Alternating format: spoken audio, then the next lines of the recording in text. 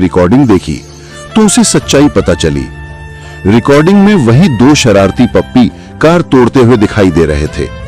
मालिक तुरंत उन्हें पकड़कर उनकी अच्छी खासी डांट फटकार करता है।